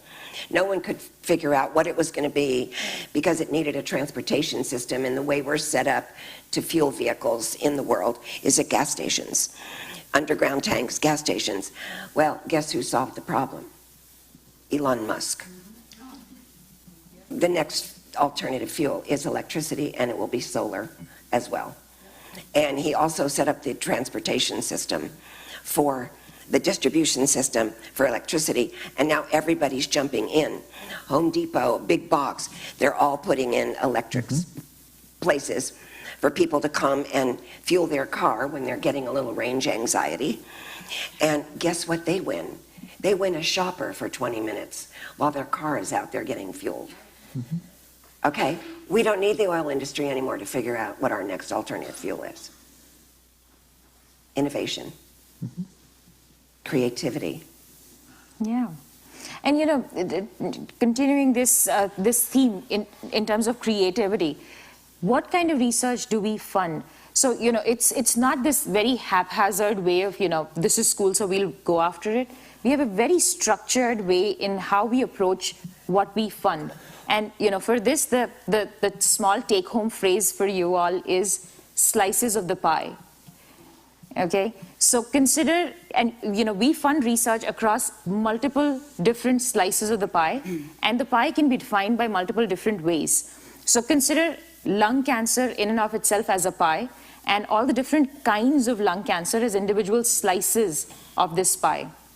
And we know for us to make lung cancer a chronically managed disease, we have to impact change for every single slice of the pie, right? So now, how can we dice and slice lung cancer pie? It can be, the demographic. It can be the stage. It could be the stage. So if you consider, say, suppose, let's start with the demographic. Younger lung cancer patients, older lung cancer patients, right? The age demographic. So we have our genomics of young lung cancer study that we're looking at. Why do younger patients under the age of 40 get diagnosed with lung cancer? What's happening in their tumors? Consider the sex demographic, the male and female. There is an increasing incidence of lung cancer in women, while the incidence in men is going down. Why is this? How is lung cancer different in women from men? Do treatments work differently in women than in men? So we launched a grant to look at just at lung cancer in women. Then if, say, suppose, you're looking at the stages, like David brought up, early stage lung cancer, late stage. Now we have studies from within Alchemy that are looking at lung cancer early stage right after surgery, when patients might have minimal residual disease. How can we, what innovation can we come up with so that we are able to track these, we are able to track the emergence of resistance if, say, suppose a patient stops responding to to therapy, or there's cancer that's re-emergent, how can we find out before it's physiologically apparent, before it's symptomatic? Can we use liquid biopsies in that space? So we have studies that they're looking at liquid biopsies in early stage lung cancer. We have studies that are looking at late stage disease. We have studies looking at when resistance emerges, again, using liquid biopsies. So, the stage demographic, the stage pie is being sliced through the studies and the grants that we fund. Then, if you look at the individual molecular subtypes, right, we have studies that look at, ROS1 fusions, RET fusions. And I love giving the example of what we're doing with the ROS1 patient population, which, it so beautifully demonstrates our patient focus. So, and I have to give the history. I know we don't have time, but I have to share this. We launched our Genomics of Young Lung Cancer study from within the Alchemy Consortium. Was hugely successful because, it pioneered it broke the ceiling in so many different ways. We allowed patients from all over the world to participate, right? We allowed remote consenting. Typically doesn't happen because, wherever you're being treated, your academic center is running the trial in that location. Only patients around there can participate. But we allowed patients from all over the world to participate in our Genomics of Young Lung study. And they never had to leave their home. Yeah, we just shipped kits to them. They sent specimen back. We analyzed it, shared data with their treating physician. Super cool, right? So a group of patients heard about the success of the Genomics of Young Lung Cancer study, and all of these patients had the ROS1 fusion. ROS1 fusions are typically seen only in about 1 to 2% of all lung cancer patients. So they approached Bonnie and they said, Bonnie, we want you to do something for us, for ROS1, because typically what happens for ROS1 fusions usually follows on the coattails of another alteration called ALK fusions, which are seen in a bigger patient population. So whenever something happens for ALK, after a few years, it follows for ROS1. So we want you to look at ROS1 to do something for us. And, we internally, huddled and we decided, ROS1's in just 1 to 2%. But then we also found out ROS1 is seen across multiple different cancer types. It's seen in glioblastoma, in melanoma, skin, ovarian, cervical. So, and in each of these, it's just 1 to 2% of all these cancers. So we thought if this is such a relatively rare molecular subtype, it's seen across so many different cancer types, how about we approach it as, a molecular subtype-driven study and not a tissue of origin-driven study. So we don't just look at lung cancer, we launch something pan-cancer, but look at the molecular alteration as the driving factor. Biology versus... Yeah, the actual biology as to what's actually wrong with the tumor, what's actually driving the tumor, and we focus just on that. And we don't really care about whether it's lung or brain or skin or whatever. And we launched that study. We launched this global ROS1 initiative that is now working with close to about 200 patients in 20 countries around the world. And consider this for a relatively rare molecular subtype, right? It's just 1 to 2%. And we have those many patients that are working with us in just about 10 to 11 months. And we've launched a data repository for these patients. We are building a biorepository for these patients. We are spurring research. We are, accelerating research into this understudied molecular subtype. And we're replicating this across different subtypes. And understudied because the major pharmaceutical companies only want to work on things where they're going to get a huge return on investment. And when it's a smaller subtype like this, they're not extremely interested. So that's a niche we found for ourselves, that because our only vested interest is patient survival. We don't have to be approved by Wall Street or anybody else. We don't have investors. Well, we do. We do. Our donors are our investors, but it's a niche, I think, that's working really well for us. That was ignored before. Yeah, and the beauty of all of this is that this can easily be replicated, right? If we are doing this for ROS1, doesn't have to stay within ROS1. This can be replicated across all these other individual slices and not just in lung.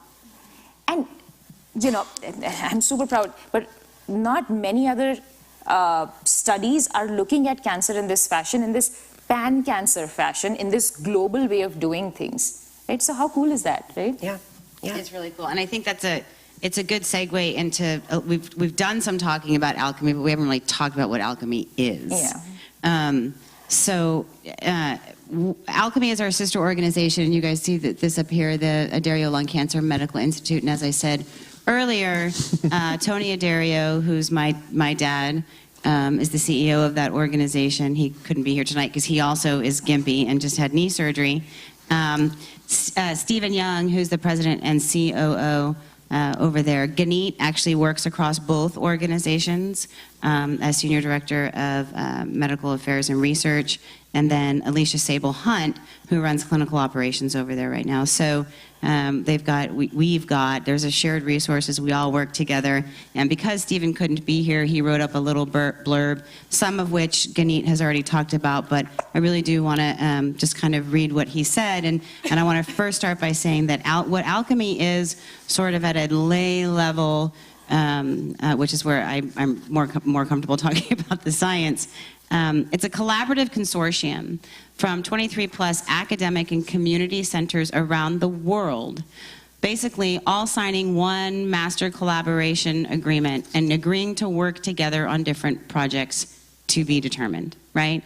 So it's really, yet again, not just what Ganit was talking about YIDA, our Young Innovators Team Award, but it's Alchemy is taking this one step even further on a larger scale, and I don't want to say forcing collaboration because we're just not like we're tying anybody up and making them do it, but really kind of telling everybody to step outside of their silos and their labs and work together for the betterment of the patient, you guys, right? Which is why we do what we do. So that's. I think it's really being a facilitator of that, allowing that to happen because the structures weren't there in place to do so. Correct. Right. Correct.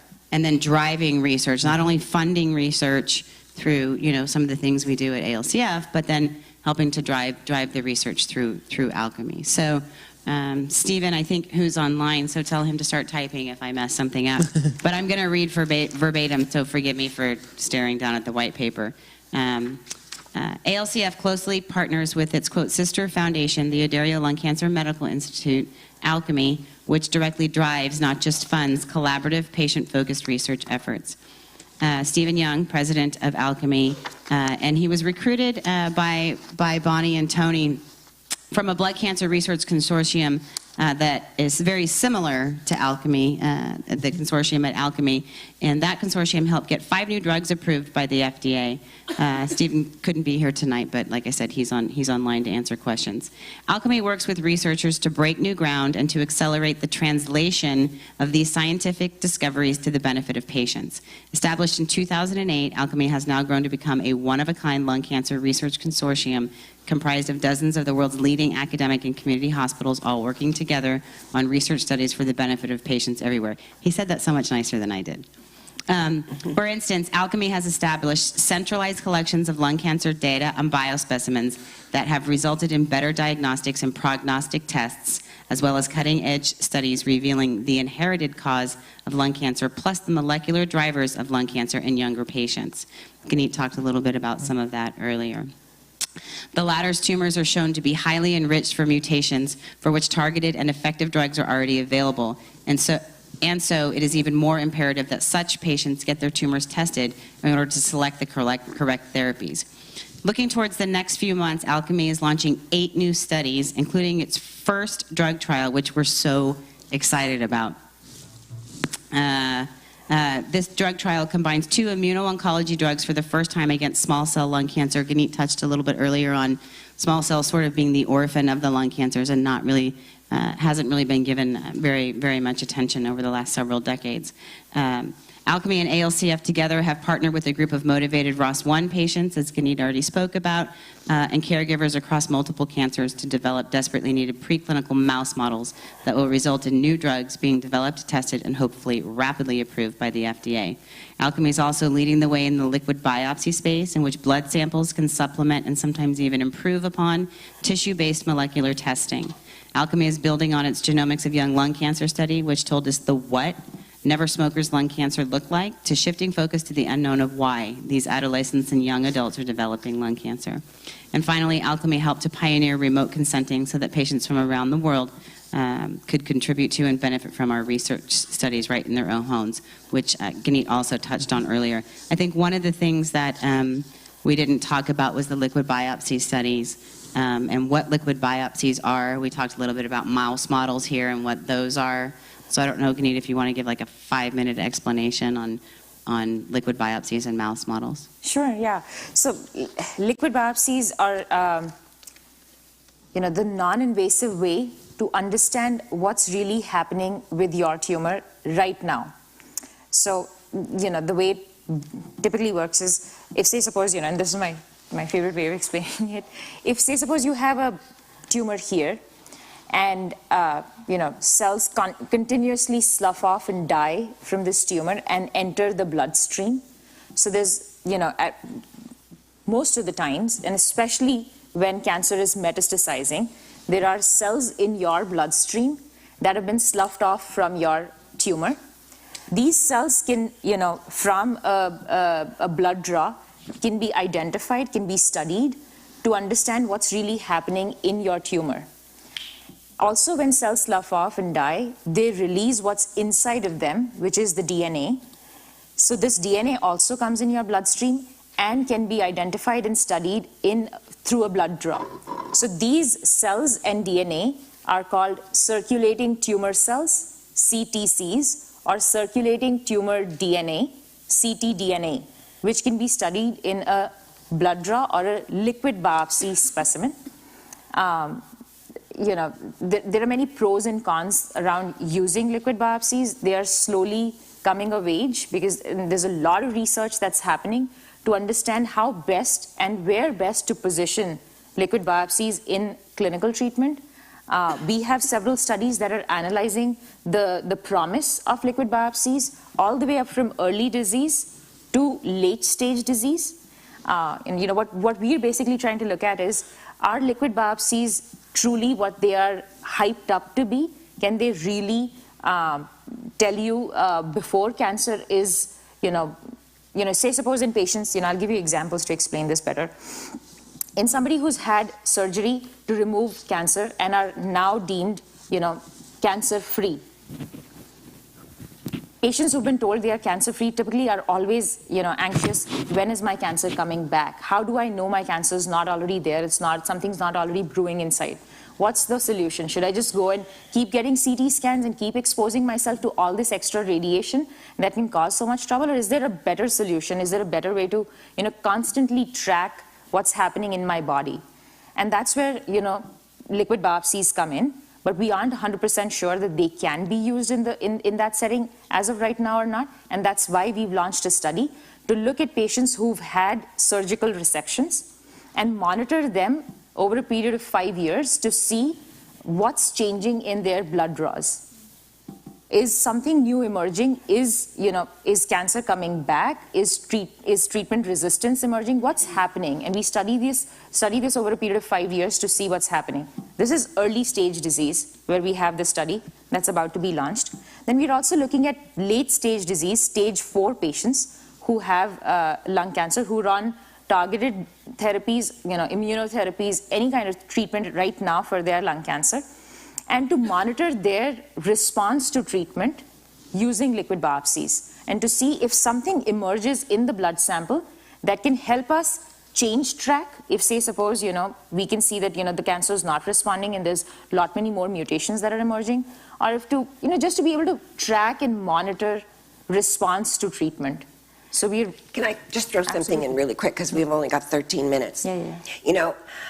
Previously, the way we monitor someone's cancer is upon progression, we go in and take another tissue biopsy to see what's driving the cancer now. What blood-based biopsies are going to be able to do, hopefully, and it's looking extremely promising, is we'll be able to do blood biopsies to manage your cancer as you become resistant or, things are changing. Yeah. So it's going to be a much less invasive way. And then the ultimate hope is that we're going to actually be able to find cancer in the blood before you ever see it in your body on a CT scan or an MRI or someplace else. I don't know what we're going to do with it if we find it that early. well, that could eventually, and I'm going way outside the box now, put you in exactly the right early detection programs. Instead of running around when you get to be a certain age and you're so, well, I can't have lunch today, I'm having my colonoscopy, and no, Friday I'm having my CT scan, and, you know, we're going to be able to eliminate that and actually, you know, identify what cancer you're more susceptible to. Question? Go ahead.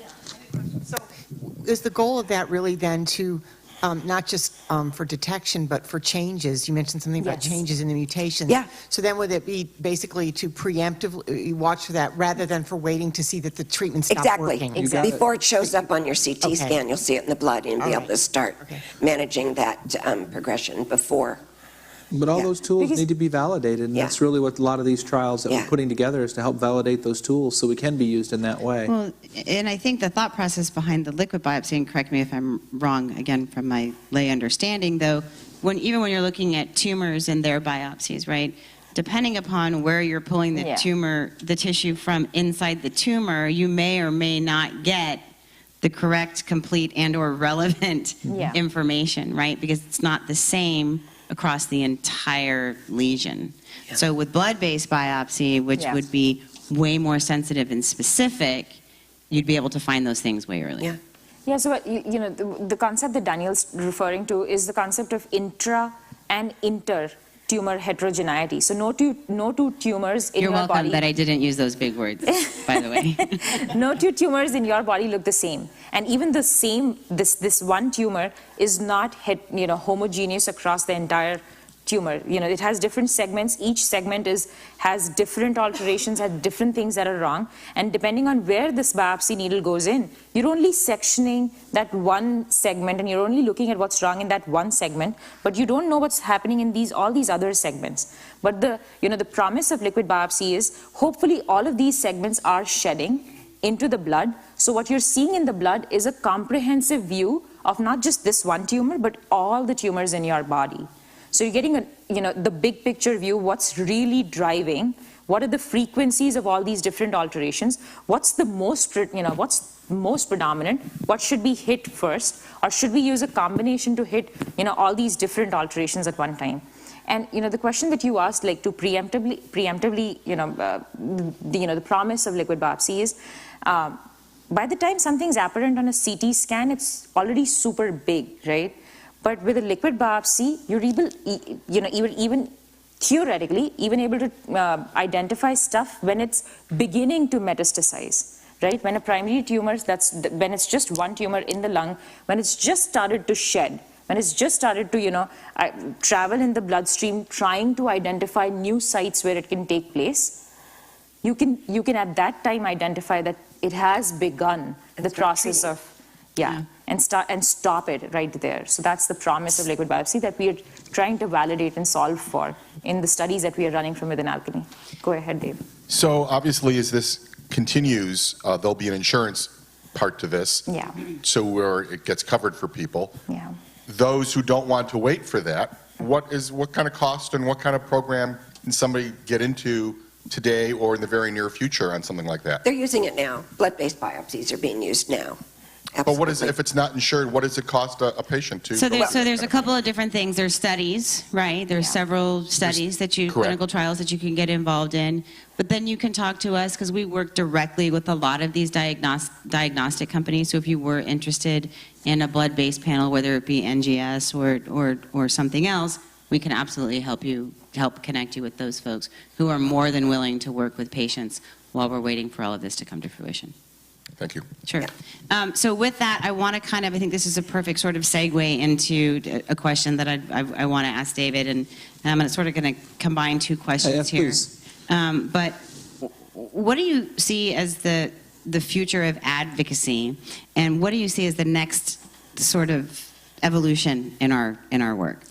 Yeah, so the good thing about this foundation and our sister foundation is we're not sitting around waiting for what's going to happen next. We're driving a lot of what happens next. And so we're already ahead of the game. We're one of the few groups out there doing liquid biopsy studies and looking at those things. And you're starting to see some trends develop in advocacy that we're a part of that I think are really going to play a big role in the future. Number one is that's these different patient populations coming together. We're working with a group of ROS1 patients. We have EGFR patients now who are coming to us. And social media is driving a lot of that. People are finding each other online. They're finding each other in these networks. They're connecting to each other.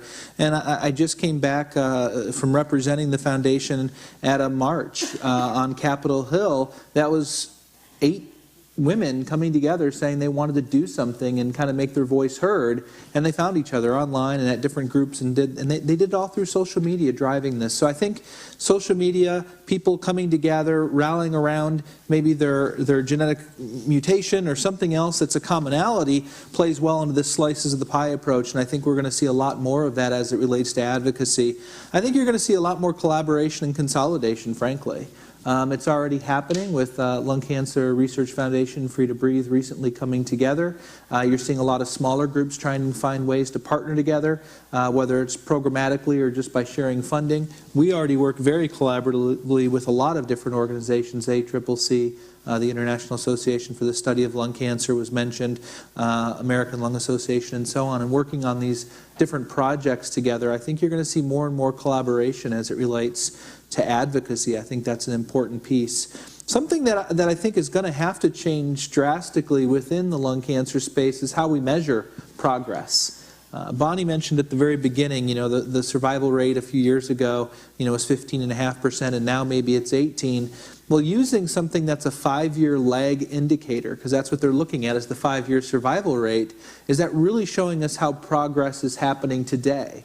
I have a feeling that there's probably a lot of people now who are surviving to 1, 2, 3, even 4 years more than they did before due to the targeted therapies, immunotherapies, the advances that we've made in diagnostics and so on that we're not really tracking. So is that something we can look at as an advocacy community? But even deeper than that, is that the right thing when we're talking about chronically managed disease that we should be looking at? Ganeet had mentioned clinical trial accrual. Right? We know it's somewhere between 1% and 5% of adult patients, depending on which type of cancer. Lung cancer is on that low end. But if we're really talking about driving therapeutics faster, what does that percentage need to be? Do we need to have 10% of patients, 15% of patients? And how do we measure that in a systematic way? Because most of the things that we're looking at are estimates. So I think from an advocacy and future standpoint, all of our groups are going to really have to take a look at the lung cancer space and say, what's relevant, what's data that matters, how are we going to measure it, and what are we going to do to drive the improvement in those areas? Even something like screening, we know that people being diagnosed earlier is good, right? About 8.6 million people right now meet the screening criteria. Only about 3% of them are being screened. What percent do we need that to get to?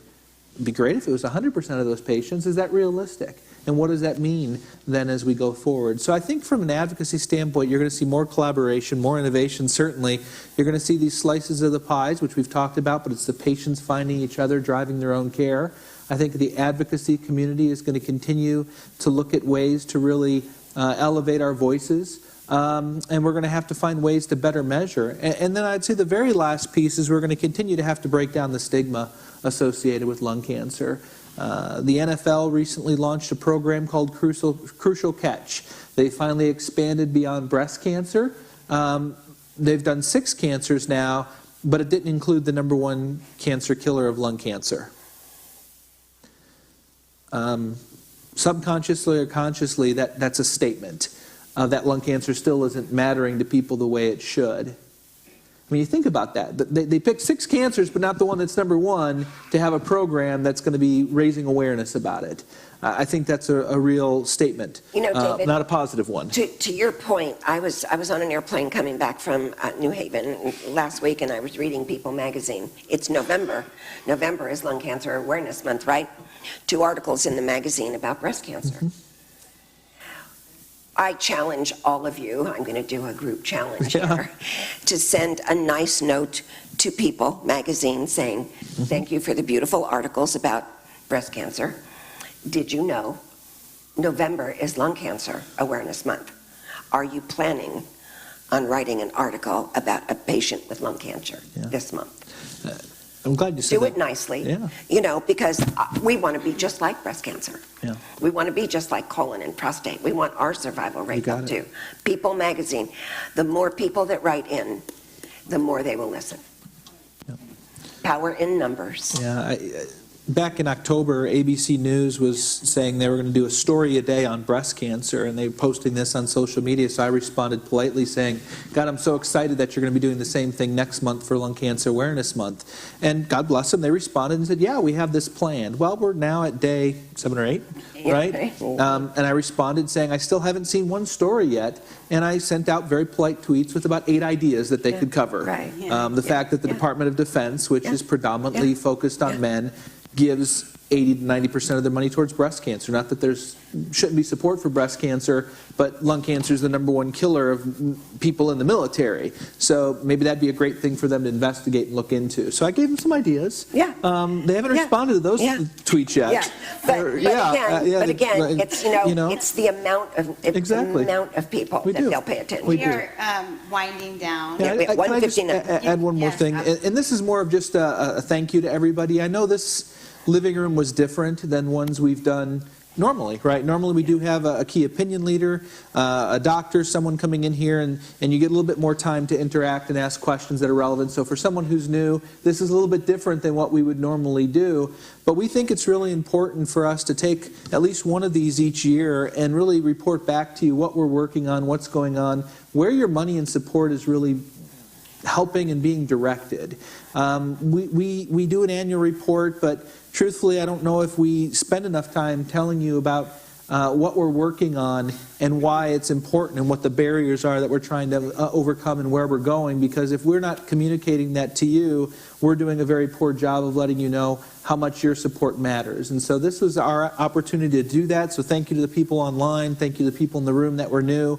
We'll go back to our normal formatting, so to speak, on future ones and with our remote living rooms and so on. But we really just wanted to take this opportunity to tell you more about what we're doing to really improve outcomes, not only for people who've been diagnosed currently, but those to come, and making a difference in their lives. So thank you for letting us take this opportunity to do that. So I just wanted to say that. Yeah, thank you, David. I appreciate it. I want to say that next month, as you all know, is our, there also will not be a key opinion leader, but for those of you who aren't new, December is always our celebration month. So it's celebrating everything that has happened, to us positively throughout the year, and hope for the new year. So it is a patient roundtable. It is a learn from one another. It is a more of a Dave type of questions. Throw it out there. Ask the experts in the room, being you, the experts in the room, and those online. And then we have a big holiday feast out on the table. So it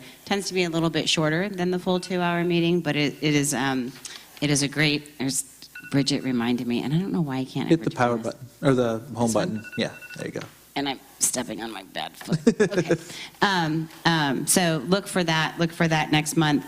I want Sam, Sam had just a really quick, something you guys could do for LCAM if you're interested, and I know that some of you have Lung Cancer Awareness Month for the newbies, in the room or online, about the Show Us Your Mug.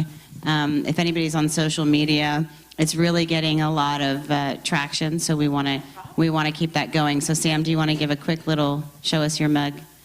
Sure, so a couple things. So the first thing that's really easy to do is, if you're on Facebook, and I know that many of you have, but some of you have not yet, you can upload a frame that says Lung Cancer Awareness Month, and we have a couple of them up there. It's really easy to do. Just go into your profile picture. You have to do it on your computer, not on your phone. Say, update my profile picture, look up lung cancer awareness, and we'll pop right up. So you can do that easy. So the other thing we're doing is we're trying to do a more viral campaign along the lines of what they did for the Ice Bucket Challenge. As we know, it got a lot of attention and a lot of money. So we're asking everybody to take a picture of themselves, their mugs, with a mug, and it can be a glass of wine if you're like Bonnie, or it can be a glass of vodka if you're like Danielle or I, or it could be coffee for coffee drinkers, tea, water, we don't care. And hashtag Show Us Your Mug. Tag 5 of your friends, ask them to do the same, and let's get this viral. We're also asking everybody to give a $20 donation, because Bonnie always says that getting $20 from 1 million people would be something that would be $20 from 1 million people every year. Imagine what we could do. Yeah. and how fast we could move. You're welcome to give more, though. Yeah. You're welcome to give more, and many people have, and some people have given 20, some people give more. Yeah. But we want it to get out there. We have it posted on our Facebook page if you need a little blurb to write about, or you can email me at samantha@lungcancerfoundation.org, and I'm happy to kind of walk you through or write the little blurb up or tell you how to take your picture. If you don't want to show your mug, we're happy to see your dog, your cat, your children, whomever, just to get the word out there, and it is lung cancer awareness. That's great. Thanks, Sam. Go ahead. Yes. Call out that in the beginning of December, I don't know the date yet, the Doctors on TV is doing a segment on early detection. So watch for that, and I'll try and let you know when I know. Lung cancer early detection? Uh-huh. Oh, go ahead. Awesome. Who's going to be on I'm going to be on it. Who's going to be on? Who's going to be a guest on that? Sally, please tell us. Who's going to be a guest on that? I am. Oh, there you go. And you'll be wearing your Adaro. You kind of buried the lead on that one, I have Sam. to You worry. buried the We're gonna lead. figure something out. We already talked about Buried it. the But lead. we're setting up, stickers on her head. we're setting up Dario things all around her house, her Okay, wallpaper thanks. now, everything. Your living room. So Rocky, Yes. if you could put up the photo again, if you wouldn't mind, of the staff, because I want to go through thank yous, but as I do, I want to give a huge shout out to everybody at the Bonnie J. Adario Lung Cancer Foundation and at the Adario Lung Cancer Medical Institute for all that they do, all the hard work they do. There they are right there. I think you know most of them. If you don't, you will see them coming in and out of this meeting on a regular basis. Because we're this close to gala, people are scattered and crazy right now, but don't be shy to go and give them a big old hug and introduce yourself, because they love to meet all of you too. A huge thank you to Penn TV, Peninsula Television, who as we told you earlier, we could not do this without. Thank you, thank you, thank you. The Office Bar and Grill for providing these slider meals tonight. And then, of course, to those who sponsor this event, without whom support we could not bring this to you. So Astellas, Bristol Myers Squibb, Celgene, Genentech, Lilly, Merck, Novartis, the Yahoo Employee Foundation. We really could not do this without your help. So a big thank you to that. And then last but most definitely not least, in fact, first, thank you to all of you, the patients, Absolutely. the caregivers in the room and online, those of you who will come back and watch post live. Thank you for sharing your stories and your voice. It's a huge part of us helping us to move the needle forward. So thank you. Please come and finish up some food if you didn't get any, mingle a little bit, and we will see you all next month. Thanks, everybody.